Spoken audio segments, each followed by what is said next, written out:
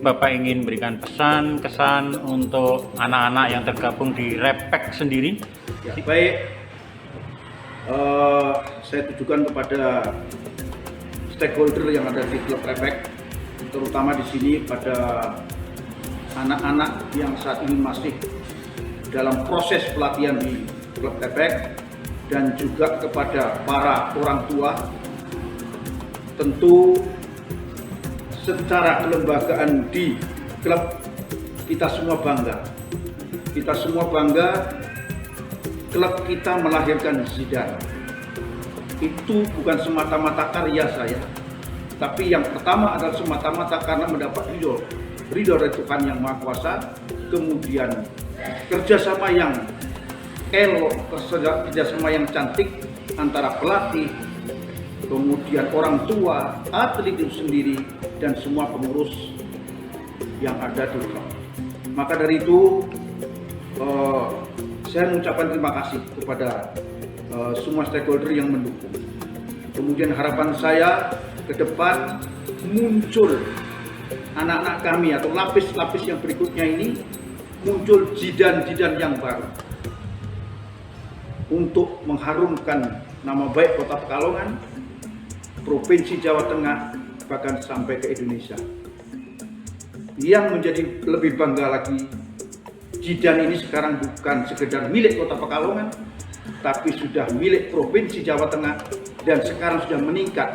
Zidane ini sudah milik Indonesia, negara yang kita cintai. Demikian pemirsa.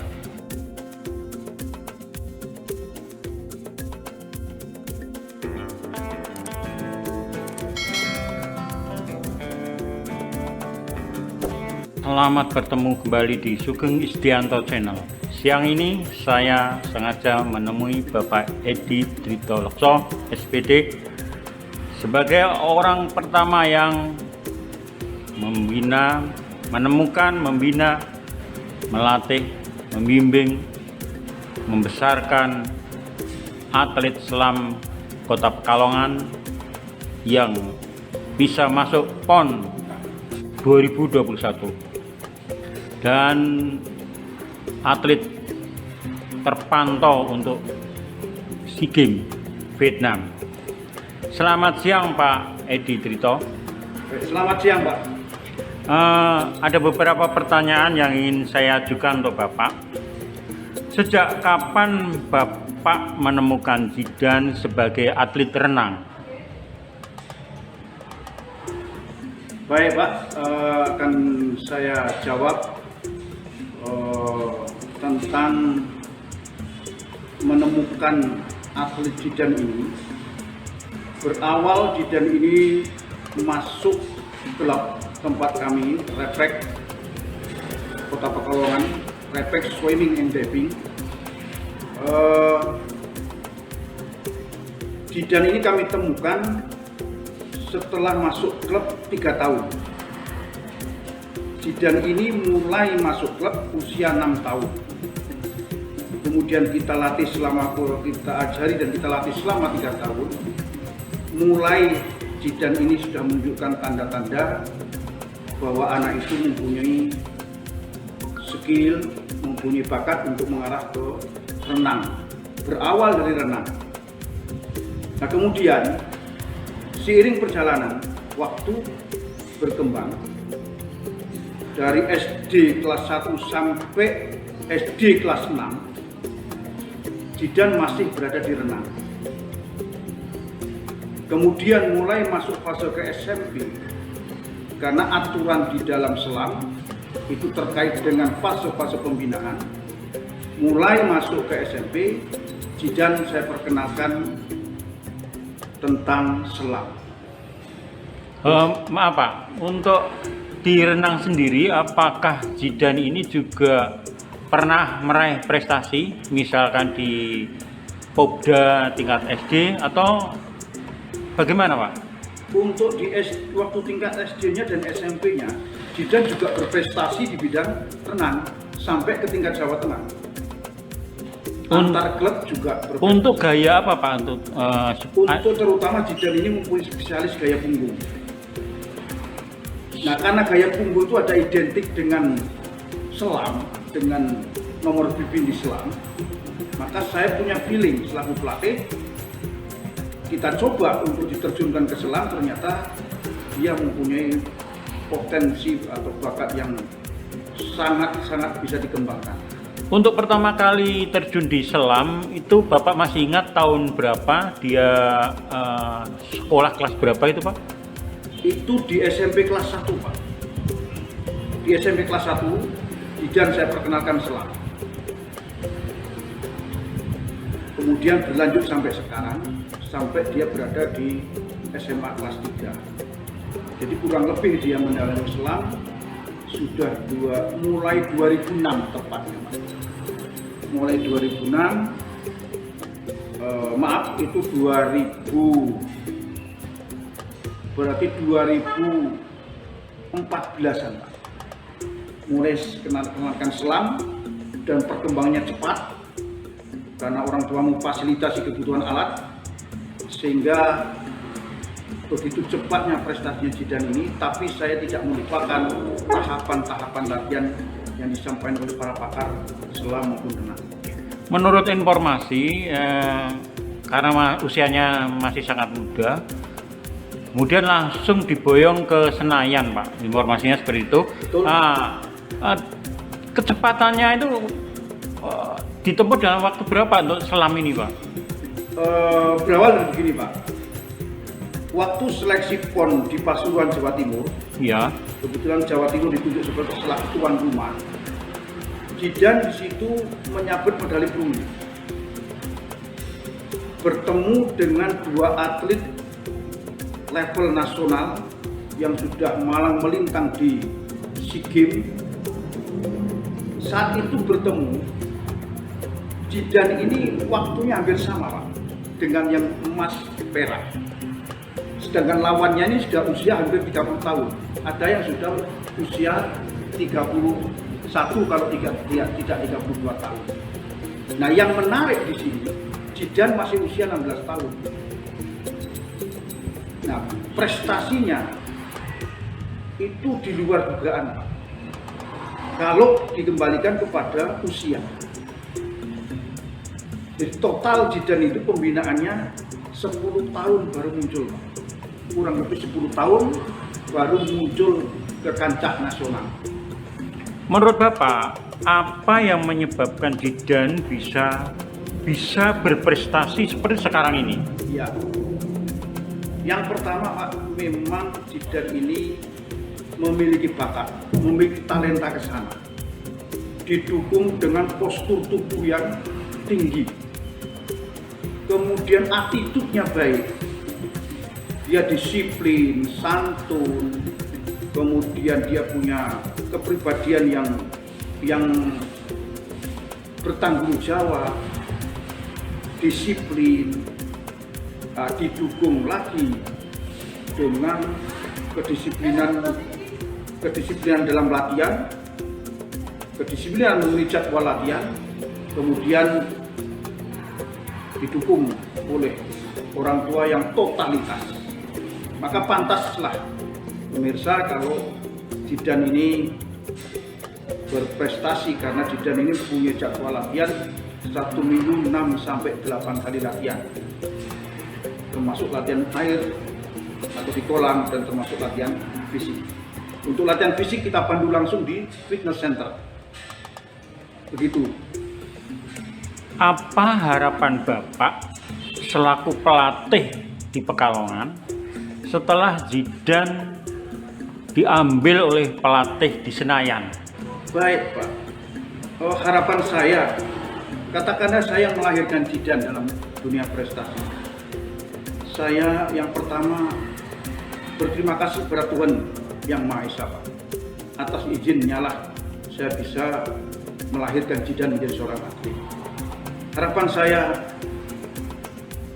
pertama pesan saya kepada Jidan, terus berlatih tanpa lelah, kobarkan terus semangat, dan jangan lupa diri.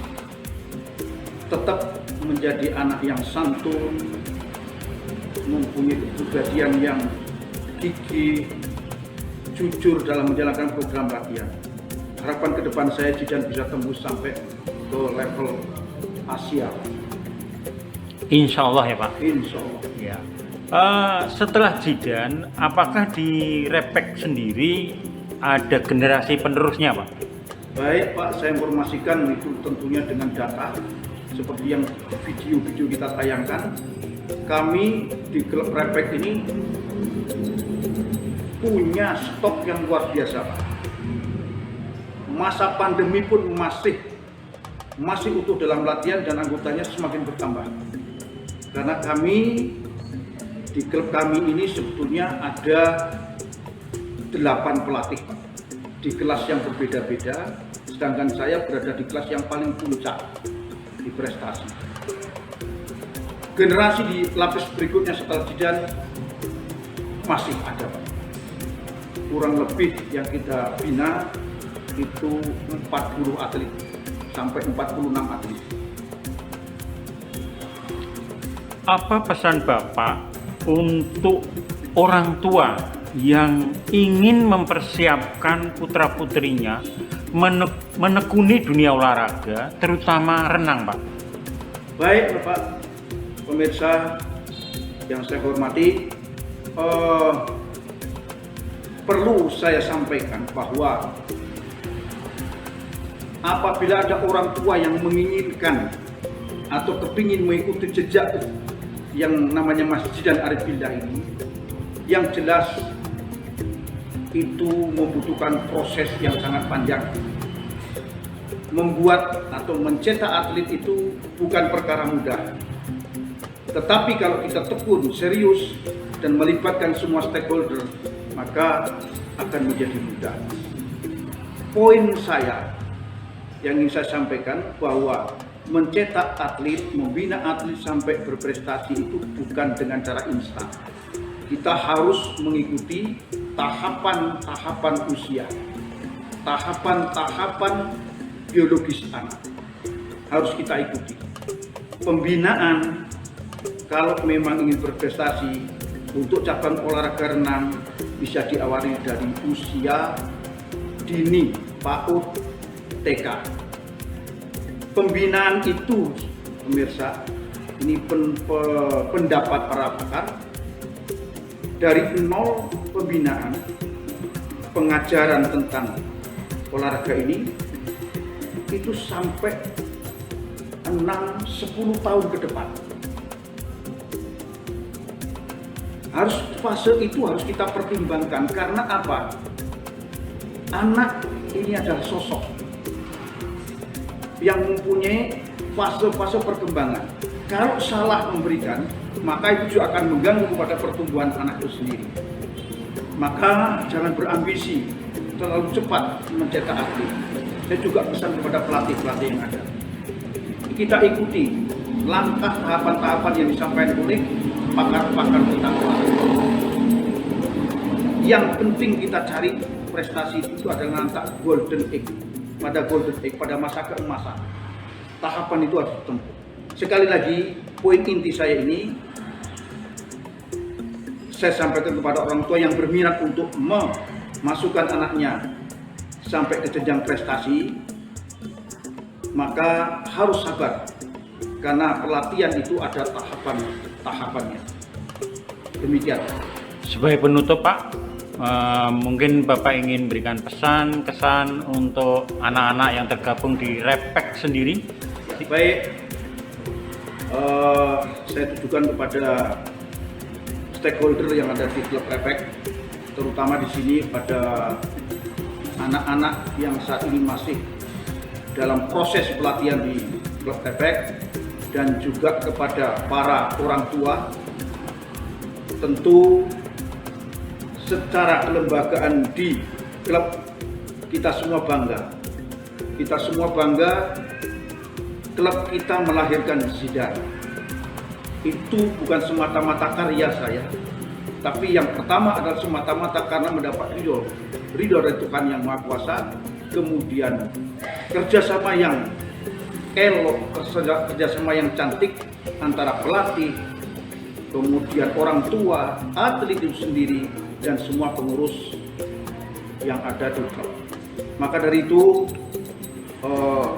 saya mengucapkan terima kasih kepada semua stakeholder yang mendukung.